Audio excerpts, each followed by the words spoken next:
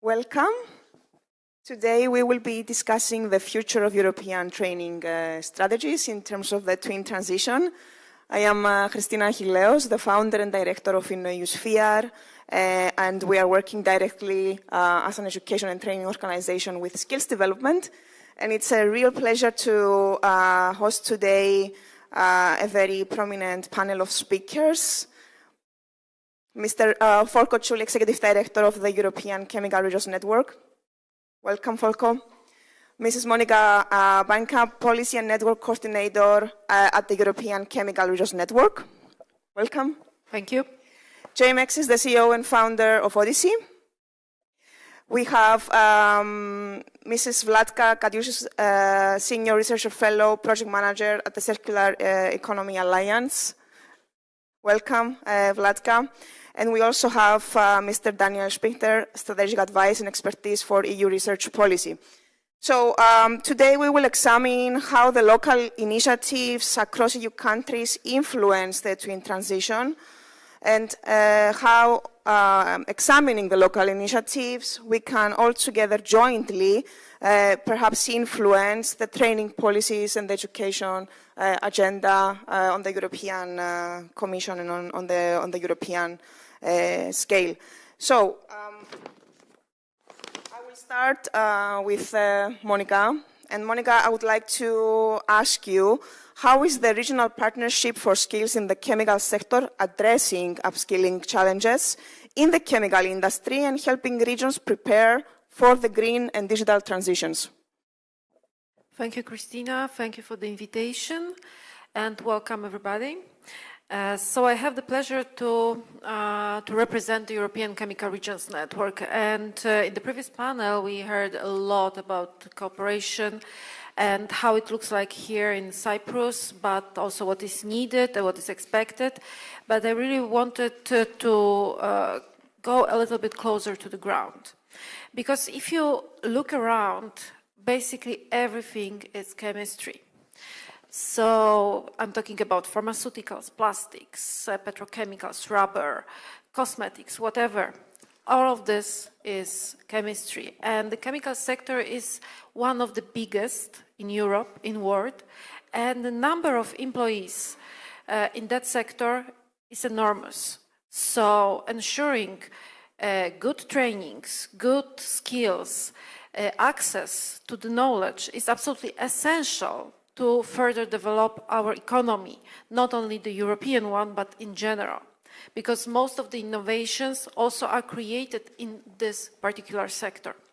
And as I represent the European Regions Network, it means that it's a bit different level, because we do not represent only particular companies or particular specific subsector of the chemical industry, but we have to take into account also the social and environmental impact of the policy for the chemical industry.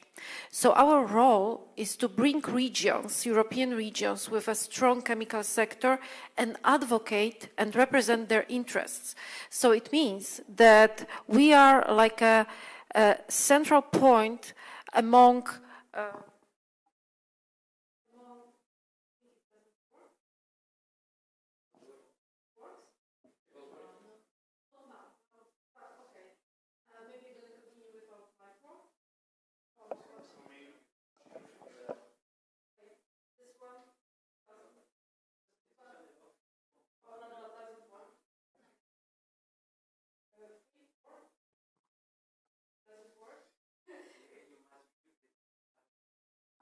And now?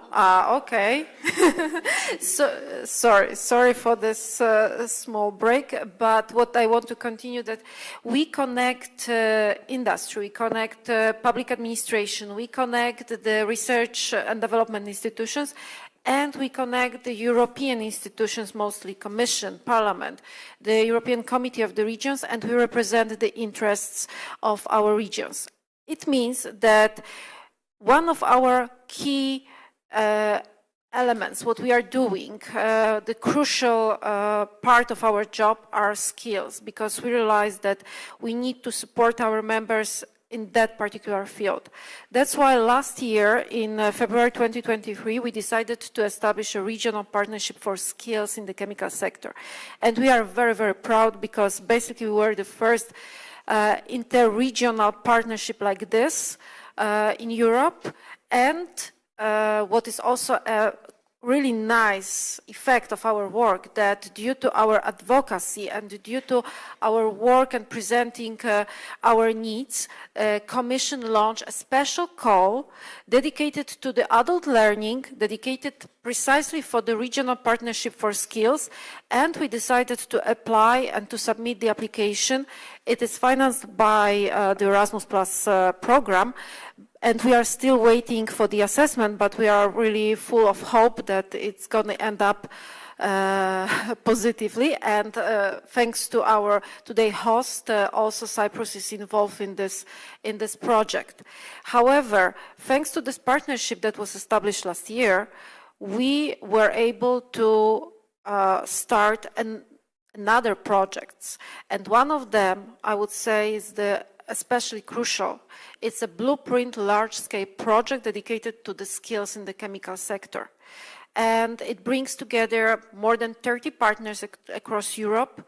And the aim, basically the most Erasmus-funded projects, aim to deliver trainings and special training programs for people from different sectors. And that particular project is supposed to deliver the needed trainings for the green and digital transition of the chemical sector.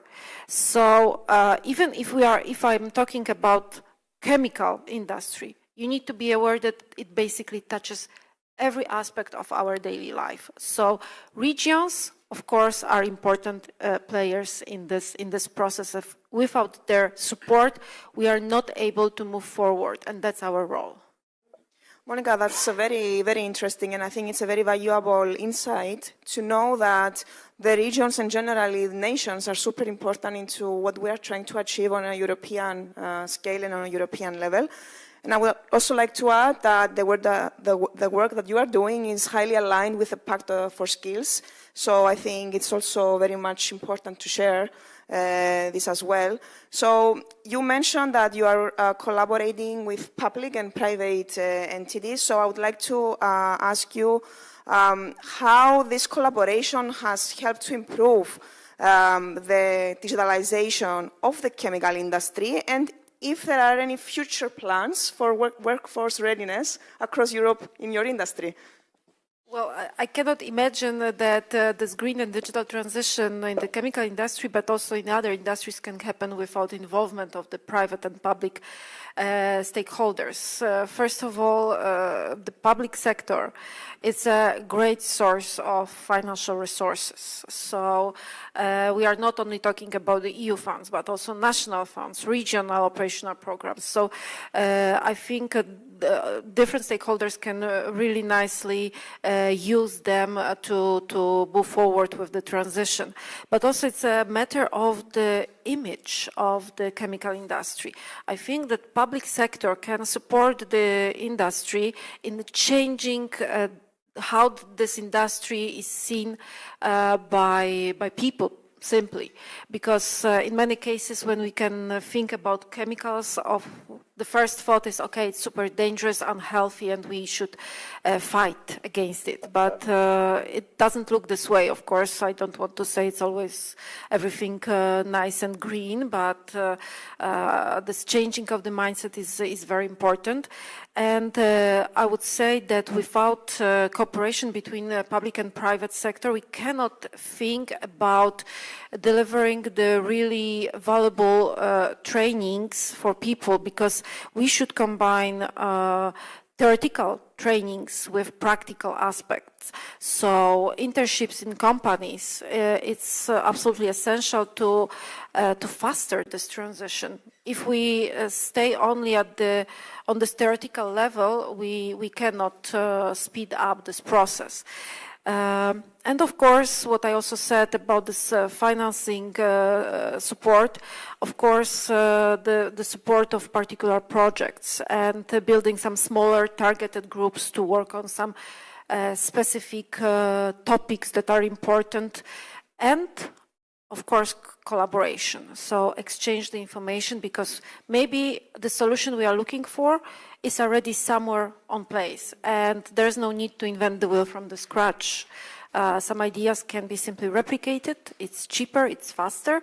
So this exchange between public-private sector, it's a core element of the transition, and I think both sides should understand it.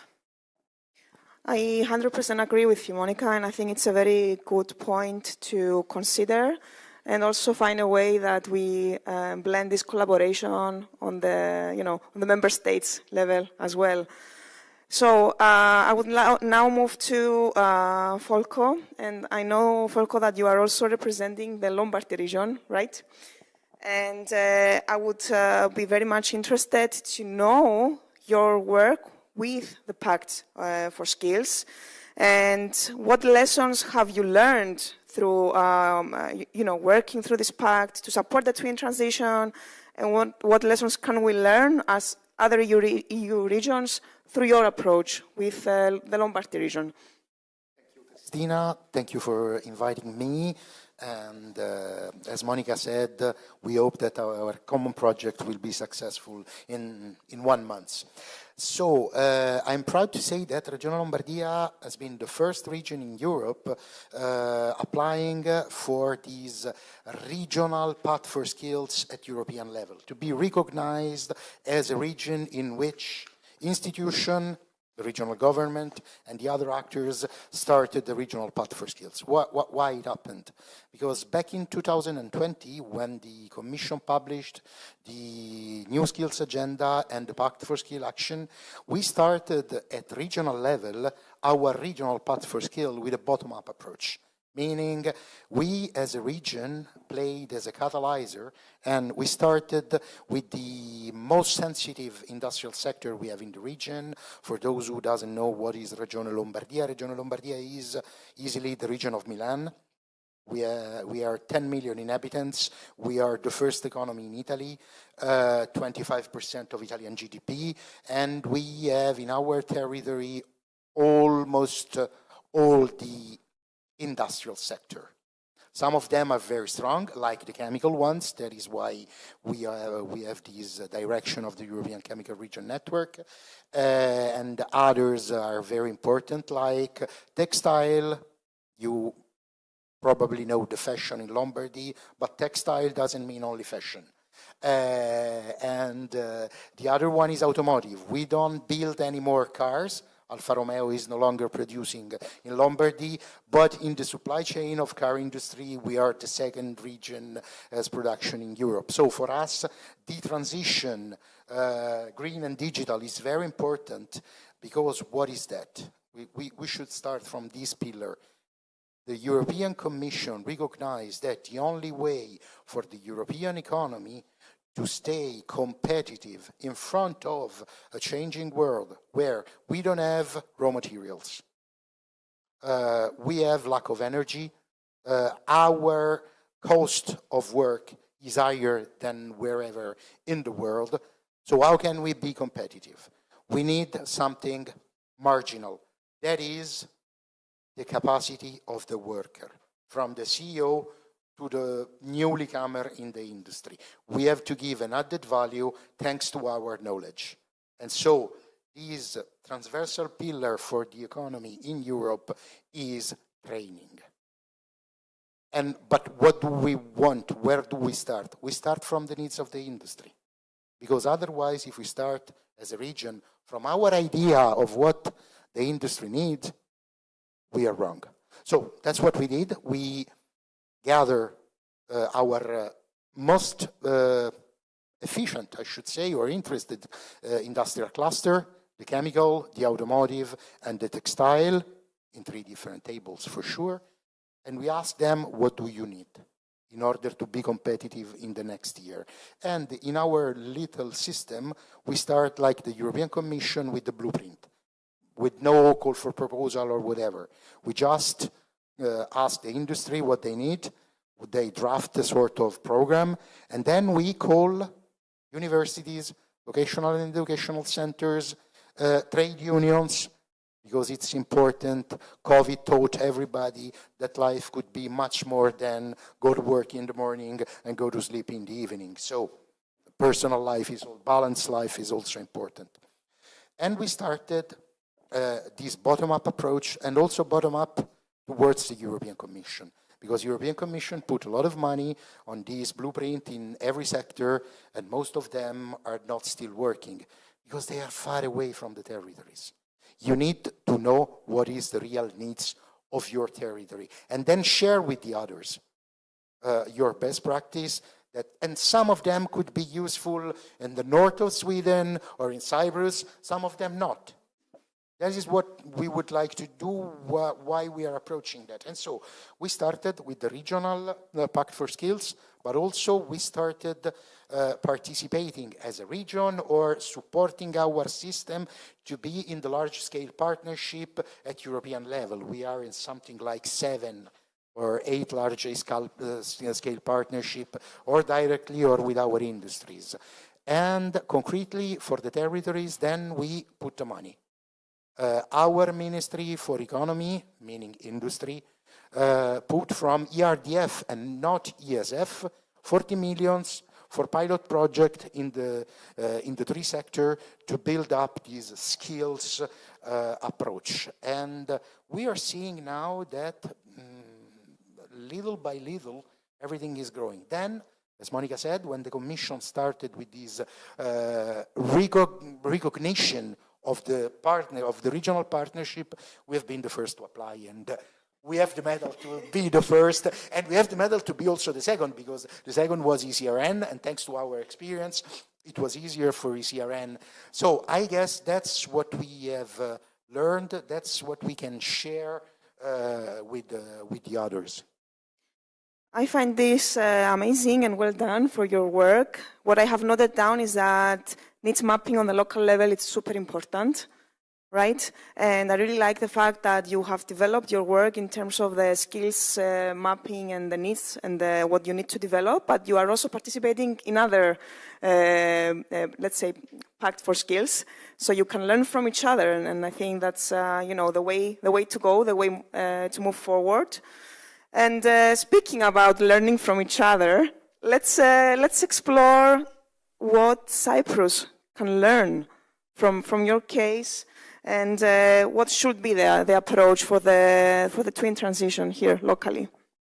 I studied a little what Cyprus have done in the last years on this field, and I don't think you have to learn a lot from our experience, because you did very well. You built up these Cyprus National Action Plan for Digital Skills, and I don't think all the member state has one. You also have these human resource development authorities, and that is also something that, okay, on the paper, almost everybody has, but mostly in the member states, you have a little office in a ministry and nobody does anything. So I think you, as a very active small country, you did a lot, and probably more than learning from others, you should bring what you have learned, your methodology, outside of Cyprus. I mean, every region in Europe has millions and millions to develop, for example, through the European Social Funds, action in the region to support these new skills agenda and the Pact for Skills, and so this twin transition. Why don't you go there with your model and, in brackets, you sell your model? That's a way to open the markets to your companies, and a way to teach the others what you have learned by doing a great job you have done in the last years. I think that is important, and this can be my suggestion to the system. I'm sure that you have a lot of connection, because it's historical in this land. Be connected with the world. You are at the center of a huge sea, and the sea is something that connects people and not that make the distance between people. So it's since ever that you connect with people. This could be something useful for you to do. That's a very nice and important key takeaway. So thank you very much, Folco. So I will now move to Jay. Jay, I know that at Odyssey you are working a lot with upskilling initiatives, especially working with vulnerable groups, right? And I think it's, for us, super interesting to know how you are adapting your upskilling programs at Odyssey in terms, again, on considering the twin transition, and how can these models that you are working with can be scaled across Europe?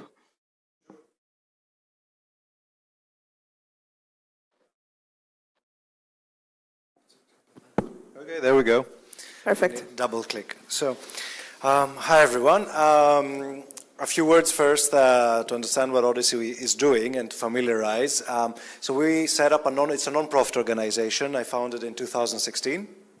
And the focus from the beginning was like, in order to change the paradigm of how the humanitarian work was happening, it was very important that we needed a data-driven system, an evidence-based approach to really change things. And we needed to invest in education and dignified employment. So we noticed there was a lot of lack of innovation, the way humanitarian system worked. And they not really empowered the individual. They didn't create, dependency and self-agency. Many times, it actually created loss of hope for the people that we serve. Our beneficiaries are 50% are vulnerable young Greeks, 17 to 34-year-olds, low income, people who cannot afford an education, let's put it simply. And the other half is refugees, migrants, and asylum seekers.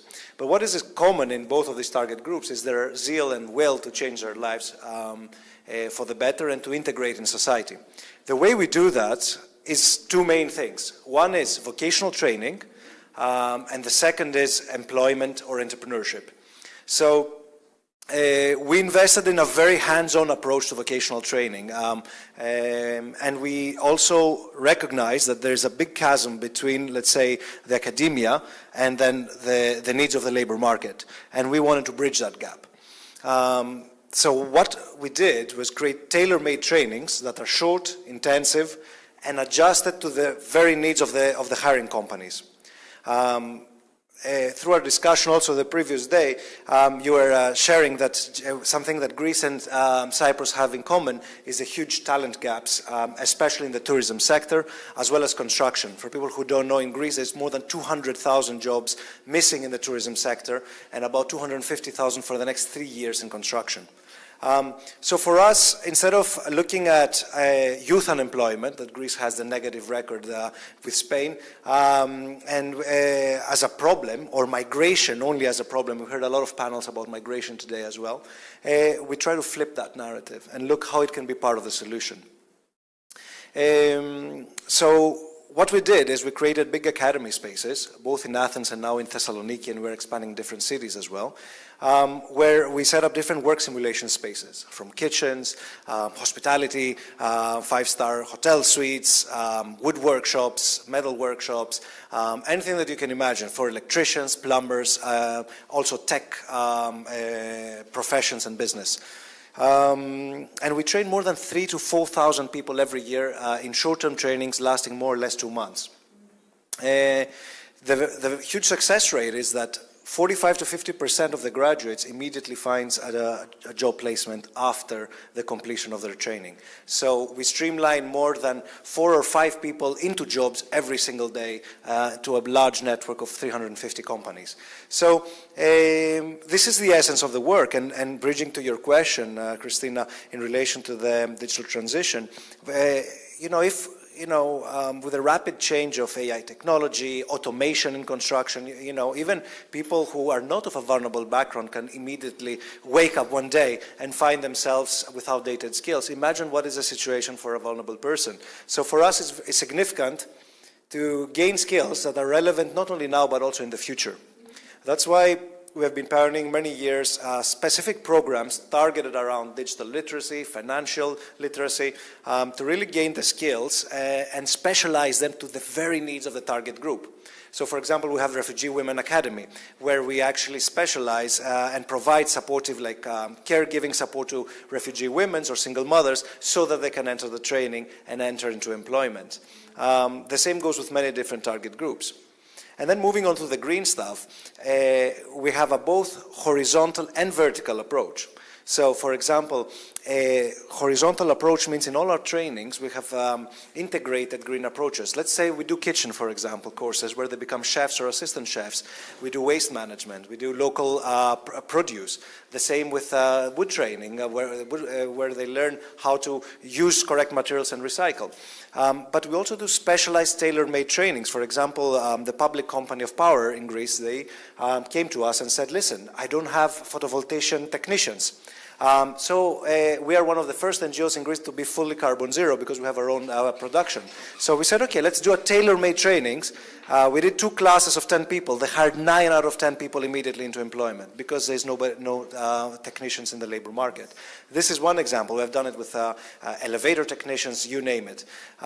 So there is the vertical and there is the horizontal approach as well of how we integrate it into our work.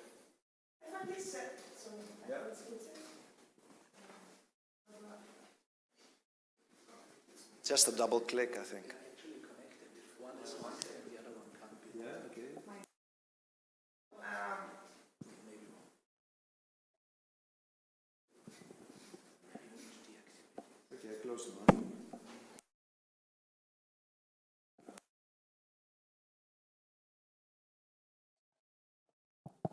Okay, now it's working. So, Jay, I honestly find the indicators that you mentioned impressive, the numbers. I mean, the number of people that are finally being integrated back to the labor market, and well done. And from what I understood is that through designing your upskilling programs, you are 100% considering the digital and green priorities. And I think that's super interesting, and thank you for sharing your insights. So I know that you have recently started a very, very impactful project under the Swiss Cooperation Framework. And I would like to ask you, what are the key successes from this collaboration that you have achieved on upskilling vulnerable groups?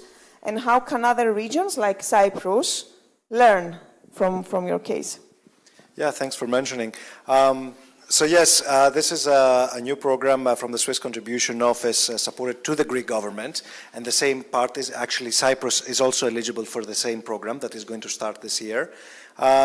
This is actually, we have been awarded by the Ministry of Migration and Asylum, a direct collaboration where we're going to do something quite ambitious actually. So we don't know, I cannot boast success yet because we're just starting it, but let me share a few elements of why I think this program is very innovative. We are going to actually try to reignite and revive the shipbuilding repair zone in Greece. As you know, another interesting commonality between our two countries is the maritime strength that we have. And just as we do a lot of trainings, as I mentioned, in the green sector, we do a lot already in the blue economy trainings. And this span all the way from trainings in all of the let's say the coastal regions in Greece, both in the tourism sector, but actually also on boats, where we train people from service, from mechanics, electricians, even one of the most famous and successful ones is people who want to become skippers or yacht charter personnel. We actually provide and give skipper licenses through the NOE, which is Navtikos, the Nautical Organization of Greece.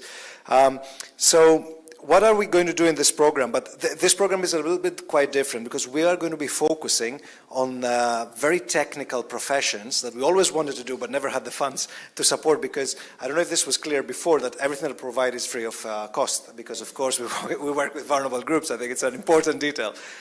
So all our model actually is based through scholarships from foundations, a lot of EU programs, as well as corporations and HR departments. So in this case, case, we're actually going to be doing professions like welders. I don't know if you know, even in Greece, there's no welders available. We're actually importing welders from Bulgaria and paying them 150 euros per hour. And we're talking about professions that are really well paid and high demand right now because even the shipbuilding zones are getting revived and there's a lot of demand. We're going to be doing metal workers. We're going to even doing professional truck drivers. So, as you can see, we're very excited, and we even have a training. We collaborated in this project with the association of the Shipbuilding Association in Greece called Senavi, and we're going to be involving more than 300 companies in all Perama, which is the region where all the shipbuilding repair zone is in Greece. So for us, I think this project then is going to scale in different parts of Greece as well. And I think to wrap up, I think this showcases how, for example, a big issue and a driving bottleneck for, you talked a lot about competitiveness, right? How can companies be competitive without correct access to talent? So for us, we really are trying to tackle that bottleneck, both for existing staff with new upskilling, reskilling, but as well as for talent that has an ability to actually enter as assistants, enter into very critical parts of the economy and of the companies that need to become competitive again. So we plan to pass some of this expertise also to Cyprus, and we're exploring how we can scale this program as well in this context. And it's going to be for 2+2 years, and we hope that it becomes a really successful pilot. I want to wish you all the very best of luck. And I see that we can all agree that indeed education and training is the foundation of everything that we are doing, especially in terms of improving the competitiveness of our countries and the European Union as a whole. So I would now move to Vlatka and the important work that you are doing in terms of circular economy. So how can the circular economy be used to upskill workers for both, the digital and the green transition? And I know that you also have some projects related to manufacturing, so it will be very interesting to hear your insights. Thank you, Christina, for the invitation. Good afternoon, everyone. Happy to be here. And yes, as you know, the twin transition requires a paradigm shift, which depends on professional skills that are capable to translate emerging challenges into economic, social, and environmental advantages or opportunities. So as my colleagues were discussing before, it's fundamental to identify which professional skills are required or essential in order to support the twin transition. Once you identify which are these required skills, then you can start, for example, embedding circular economy principles in existing educational content, for example.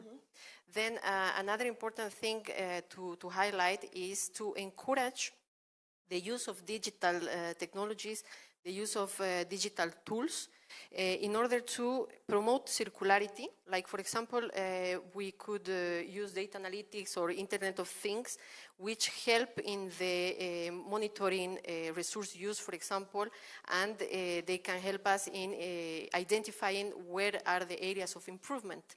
So training the professionals in technologies, for example, it's also very important.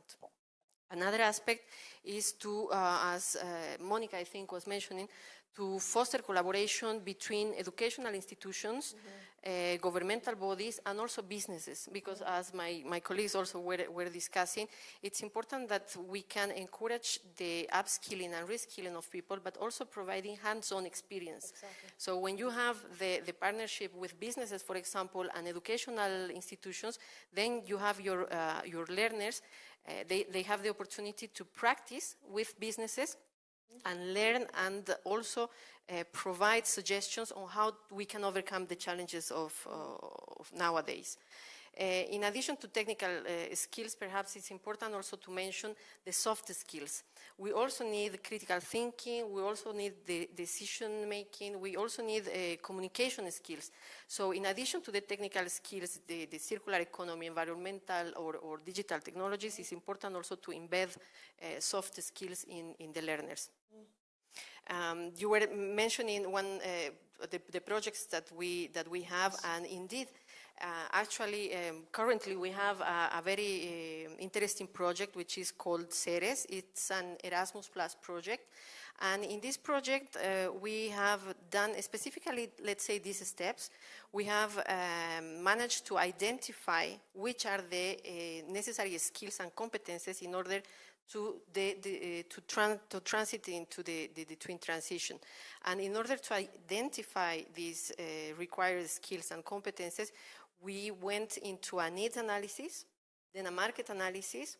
This market analysis included questionnaires and interviews with persons related to the manufacturing sector.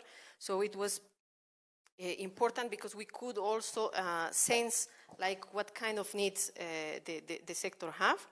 And after we have identified, after we did this research, we publish also a systemic literature review in the circular economy skills required for the twin transition. Another important factor in perhaps this project is that we have also studied and analyzed the different competence frameworks, European competence frameworks, talking Such about as? decomp, entrecomp, green comp. So we have analyzed them. We have also analyzed the European qualification framework, which for us, the analysis of these different documents, it's very important because it allows you to identify the competences that you need in the different frameworks, but also to align your learning outcomes that you will design in developing content with the European qualification framework. This goes hand in hand with the micro-credentials and the recognition of skills cross borders. So what we are trying to do is to really provide an educational training which is focused on the manufacturing sector, combining circular economy and digital skills, that at the same time is recognized in different countries. So I think this is also important in terms of training. And yeah, that would be to answer your question, Christina. Okay, thank you, Vlatka. What I kept is that if we want to achieve systemic impact, then we need synergies. And of course, the highlight, I think, of your points is the evaluation frameworks that are valid on a European level, which are super important in terms of indeed affecting the European policies on the education and training aspects. So in terms of Cyprus, I mean, you are 100% working in the circular economy education. So any I don't know, any kind of tips or best practices that you can share with us within your work that can actually be implemented locally? Sure. Thank you, Christina, for the question. And yes, there are, let's say, best practices, good practices that we can share. For example, integrating circular economy principles in formal education and VET programs, it's important. And in order to do that, here in Cyprus, it would be interesting of revising perhaps the current curricula that the educational institutions have, and then by revising this content, you can identify where you can integrate the circular economy principles, for example. And then in the region of Cyprus, it's also interesting that you can have region-specific case studies, you know, where you can, you were mentioning the shipping industry, for example, that it's not common to all European countries. We have also tourism that is very important, and manufacturing and the construction sector. So you can have specific examples in these areas that could help also in your educational content. Again, collaborating with local industries, because in that case you can really embed in your training programs hands-on experience, which it has been proved to be very effective and successful when you have your learners practicing in companies, and then they are able to propose new ideas and to move forward in the transition. Another important thing that perhaps we could suggest for the region of Cyprus, for Cyprus, is to offer flexible and modular trainings, because these allow the workers or the learners to learn at their own pace. So, and this comes with the flexibility. Exactly. So you are not forced to learn during your working hours, but then you can choose when you can learn. Indeed. And when you can connect to the different platforms. So again, and this is linked to the platforms, because I think in Cyprus you have urban and rural areas. So if you have a digital platform that provides training, so you can reach more people, right? You can connect with more people. You can connect with small-sized enterprises, for example, small, medium-sized enterprises, or local businesses in different areas that perhaps are not very close to and accelerate the digital transition. Exactly. In this way. Okay. And finally, governments, you know, the government is crucial, not only in Cyprus, but around Europe. It's important that governments provide support. We are talking about, financial support, let's say, for example, tax incentives or grants to companies that are supporting the upskilling or reskilling of the workforce. So governments are important. And finally, perhaps public campaigns, which is also linked to governments, because if you have public campaigns and you have dissemination and communication about the importance of the circular economy and the linkage that it has with digital technologies, then you can also reach more people, which at the same time perhaps can replicate your message. So you can reach a broader audience. Thank you. Thank you, Vlatka. And speaking about the state support and how everything is integrated, I would like to now move on to Daniel. Daniel, through your work with research policy at the European Commission, I would like to ask, first of all, let's highlight that there is a vision now that we become, as a European Union, the union of skills. So to address the future challenges, so I think it is being recognized as a very, a very important element and an urgency at this point. So we know that we will have a delegation on skills and preparedness. So please let us know, how will the new Commissioner's delegation on skills and preparedness shape Europe's workforce for the twin transition? Let's see if I can make it work. Everyone can hear me.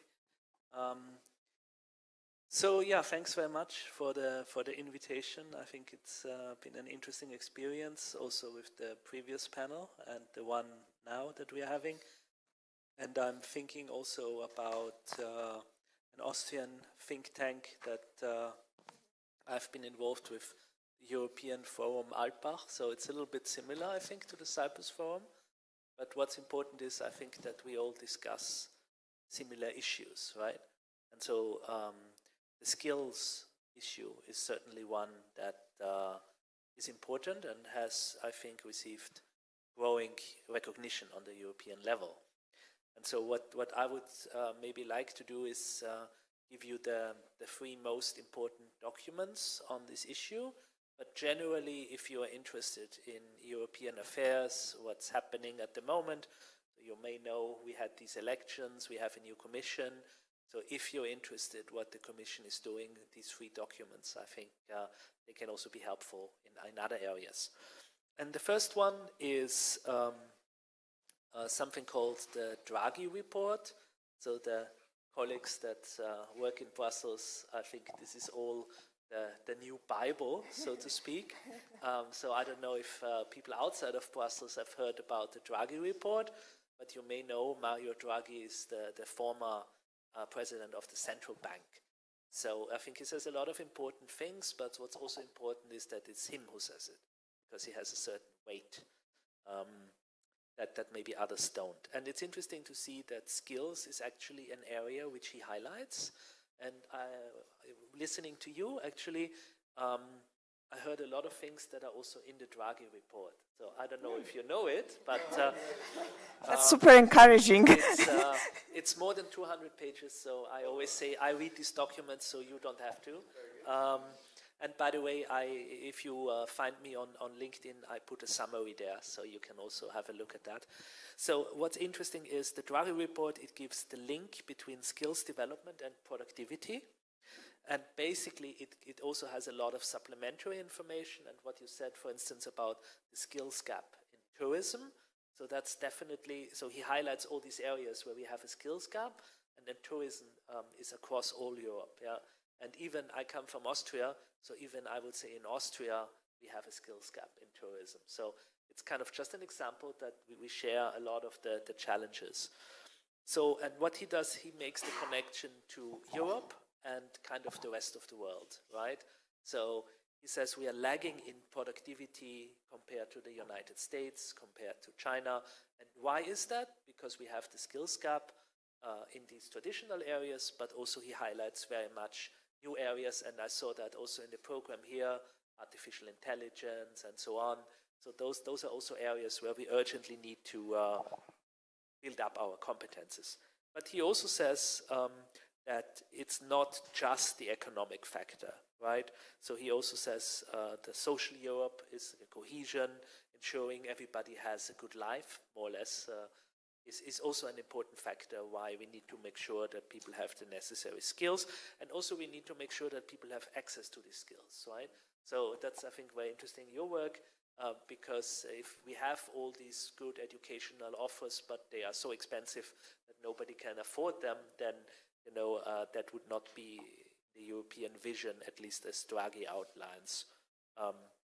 And he says, as some of you have said, that we need the necessary financial investment. And that can be on the EU level, but I think only on the EU level is not enough.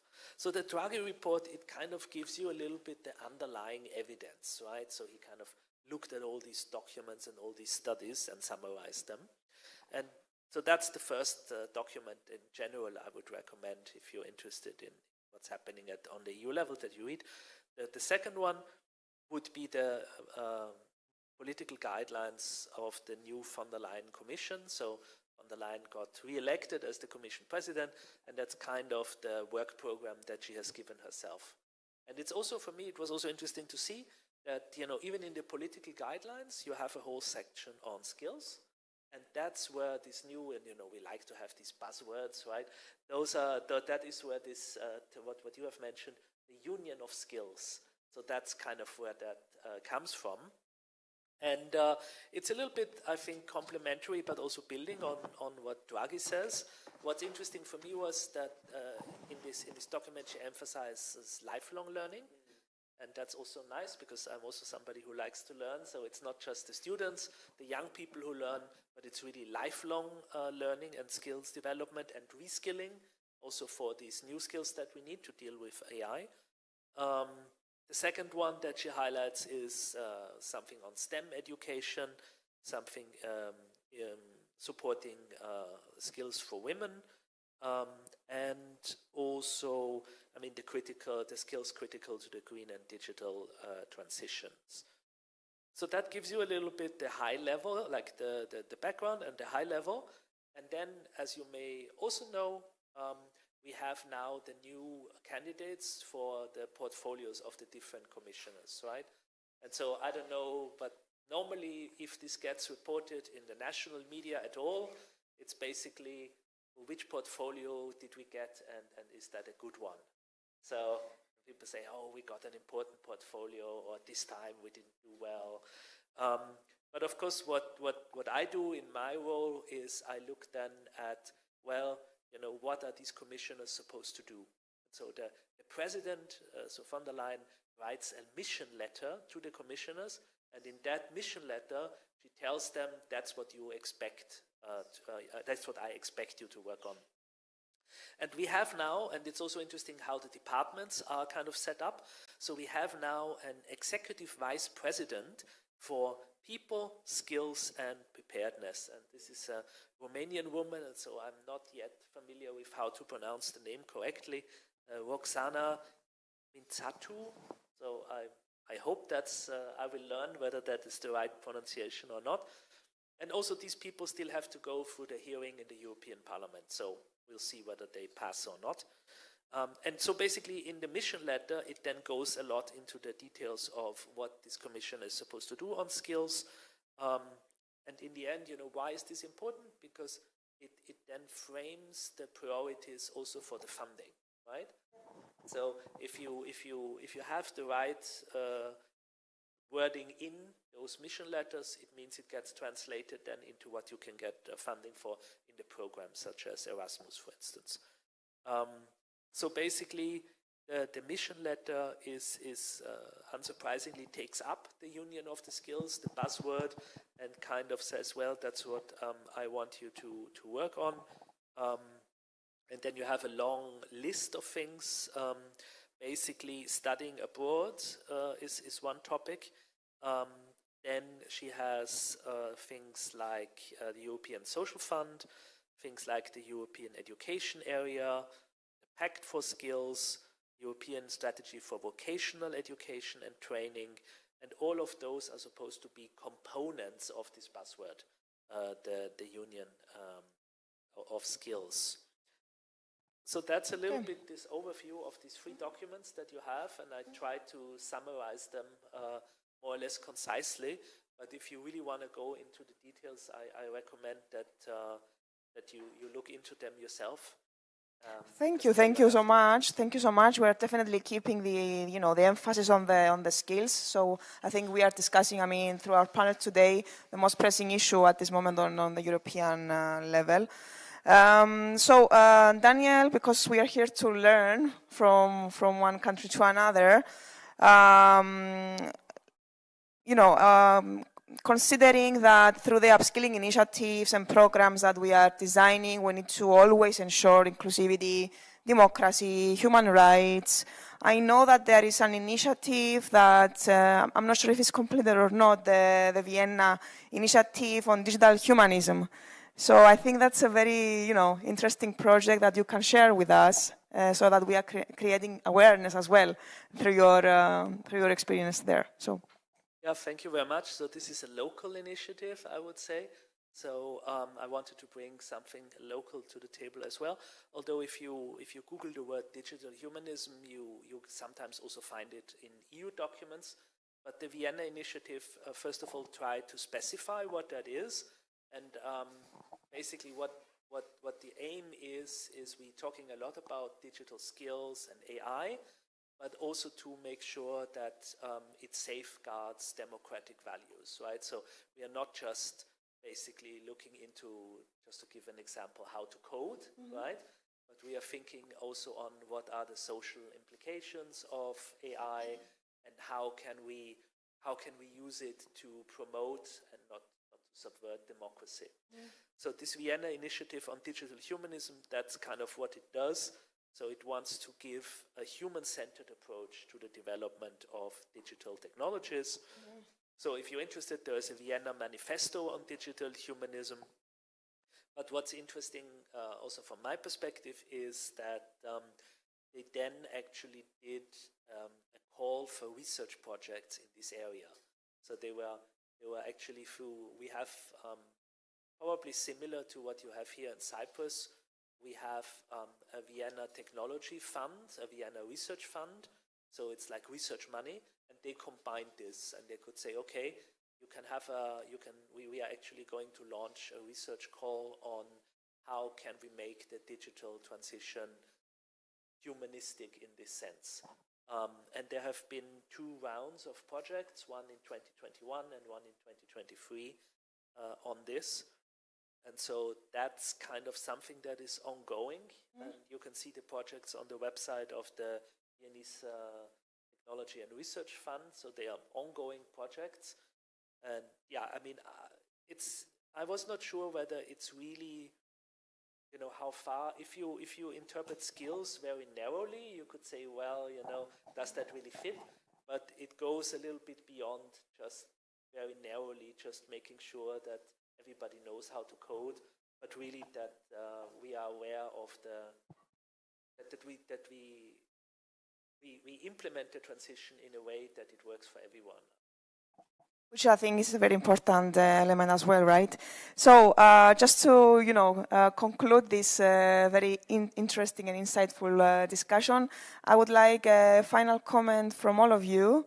If you are optimistic in what we can achieve on the local level and then expand this to the national and to the pan-European level, I mean, on the synergies that we can create between us. So I will start from Jay.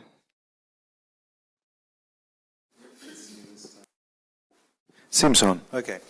Well, to do the line of work that we do, the non-profit, optimism is a must. Otherwise, it's impossible to do it.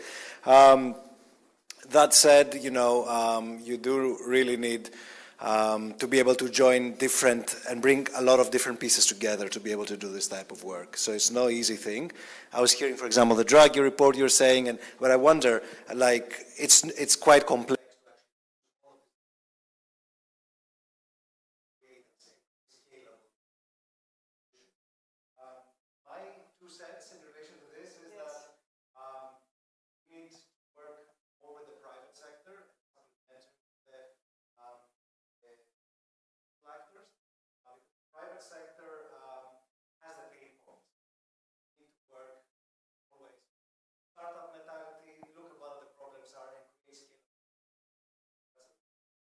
Great, thank you, Jay. I will now move to Folco and Monika. Your views on this question: can we really achieve synergies between us, and helping the local initiatives being translated to national and then European initiatives, so that we can have a real impact? Okay,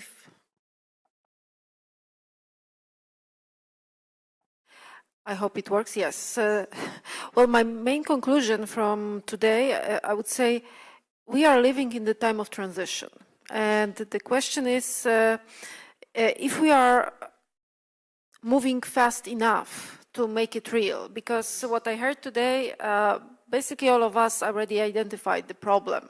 And there's really plenty of initiatives to tackle this challenge, but we have to be aware that in many cases we simply do the same in different countries, in different regions, and how to connect all of this and how to find the synergies between all of this, and do not start from the scratch. And this cooperation that was mentioned today on different levels, national, regional, or pan-European level, is absolutely essential if we want to make this transition fast enough to reach the competitors. And that would be my main message. Thank you, Monika. Well, from my side, I think I totally agree with Jay. The Regione Lombardia is acting in the mind of the subsidiarity. Public powers must be there if the private sector are not able to do something. Otherwise, we have to allow the private sector in every level or whatever to work together. Also because we talk about money. We think that European money are this big load of money. These 7 years, European Union has doubled its finances, passing from 1,000 billion euro to 1,750 billion euros. But if you do a simple math, it means that for every and each citizen in Europe, you have more or less 50 euro per month in 7 years. It means nothing. So we have to use the public funds to do strategic project. Then public authorities must help the private to develop himself and to develop the country, the region, the continent. But still, as Monika mentioned, we have to find a way, and this could be something that we at Brussels level could do to facilitate the connection between different experiences. And I think we can do it. Thank you, Folco. And a final comment from Vlatka and then Daniel. Thank you, Christina. I would say that yes, I am optimistic about the advancements that we are doing. I had the opportunity to witness here in Cyprus through the implementation of design thinking workshops, how approaching different stakeholders from different businesses is very important for local businesses that are starting, but also for businesses that have that are larger enterprises, because approaching these different stakeholders generates the motivation between or among them to talk to each other. And then when you start talking to each other, then you start realizing, oh, we can collaborate here, we can collaborate there, so let's continue this conversation. So yes, I think collaboration and specifically approaching the stakeholders, engaging stakeholders from different sectors could be something that could help also in the transition. Thank you, Vlatka. And Daniel, a final comment from your side.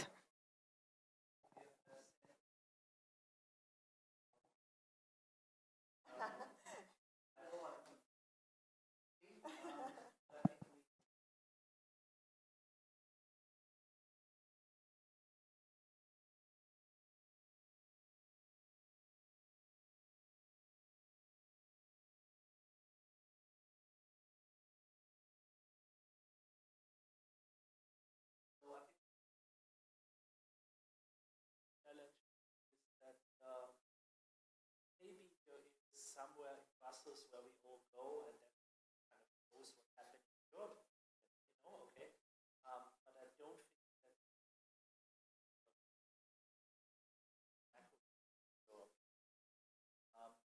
that's one challenge. I think you don't always need to go always Brussels back. Direct connection. That's the first one. The second one is to feel like direct connection, but also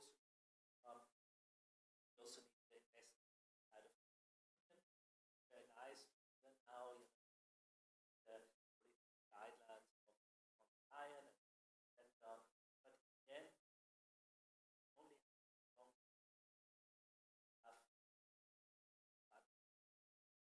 that will come those like future in 2027.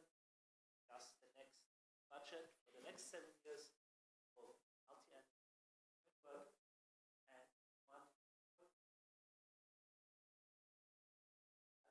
follow-up.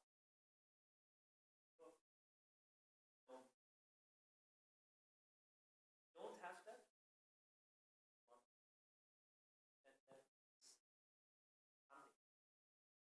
Want to strong budget.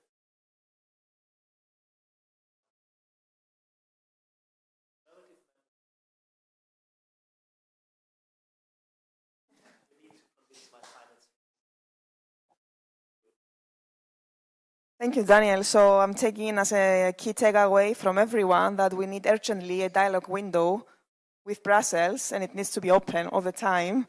And I think that the way that we are implementing on local and regional level the participatory approach, then the same approach should be equally measured on the synergies between the member states. Thank you so much for today. We've heard so many interesting insights from you.